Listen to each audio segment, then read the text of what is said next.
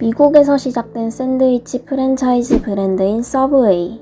5월 초 감자 메뉴인 웨지 감자와 해시 브라운의 일시 판매 중단을 안내한 뒤 7월 말인 현재까지도 여전히 판매를 재개하지 못한 상태입니다. 이상 기후에 따른 수확량 감소와 지속적인 물류 대란으로 인한 수급 불안정이 그 이유입니다. 서브웨이 웨지 감자에 쓰이는 감자는 미국산 감자입니다. 미국 최대 규모의 감자 산지인 아이다호주는 지난 몇 년간 기후위기로 인해 폭염, 가뭄, 한파, 폭설 등의 이상기온 현상을 겪으며 감자 수확량이 지속적으로 감소하는 중입니다. 올해는 지난해보다 25,000에이커, 그러니까 약 8%에 달하는 경작지가 줄었습니다. 축구장 1,417개에 달하는 어마어마한 면적입니다. 수급 불안정을 겪은 건 감자뿐만이 아닙니다. 지난해 10월 한파로 인한 냉해 피해로 양상추의 가격이 급등했습니다. 때문에 서브웨이는 샐러드 판매를 일시 중단했으며 맥도날드에서는 버거 내용물에서 양상추가 빠진 채로 제공되었습니다. 수급 불안정 상태는 한 달 만에 완화되었습니다. 이렇듯 이상기후로 인해 식재료 공급이 곤란해지는 상황이 점점 흔해지고 있습니다. 현재는 일시적인 판매 중단과 타 생산 지역의 상품으로 대체하여 상황을 모면하고 있지만 지속적으로 심각해지는 기후위기 현상으로 피해가 증가할 경우가 우려됩니다.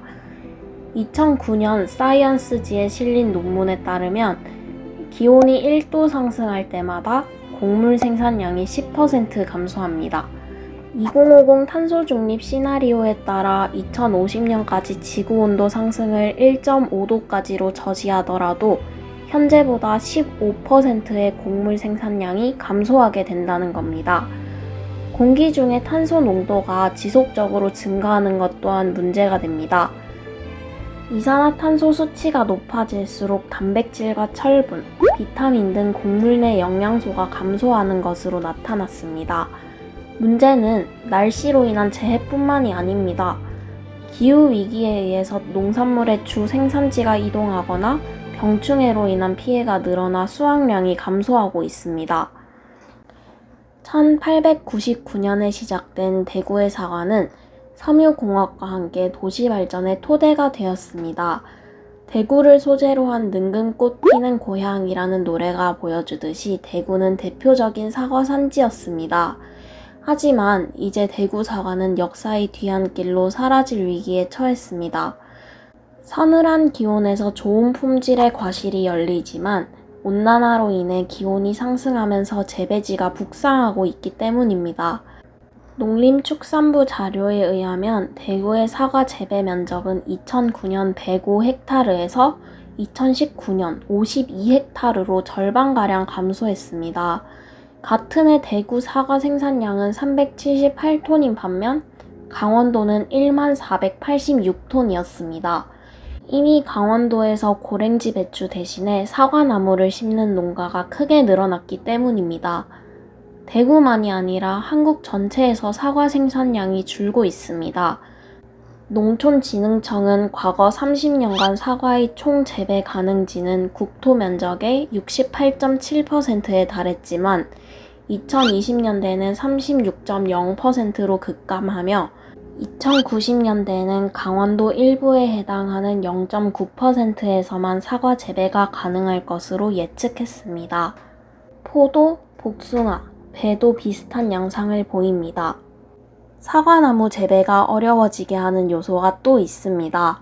바로 과수화상병인데요. 나무가 화상을 입은 것처럼 말라 죽는 병입니다. 우리나라에서는 2015년 처음으로 발병한 이후 계속해서 증가하고 있습니다.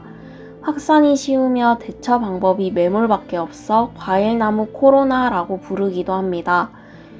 이렇게 치명적인 과수화상병의 주 원인은 바로 기후변화입니다. 기온 상승으로 병원균 증식이 더 쉬워졌으며 겨울 동안 나무가 제대로 휴식하지 못해 확산세가 더욱 빨라진 것입니다. 화상병이 걸렸던 나무의 자리에는 3년 동안 사과, 배, 복숭아 등을 심을 수 없어 농가에 주는 피해가 더더욱 큽니다.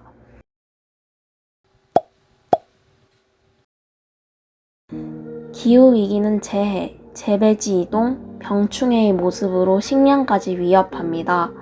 식량 위기는 물류 문제와 식품 가격 상승, 나아가 인플레이션을 일으켜 경제적 문제까지도 이어지고 있습니다.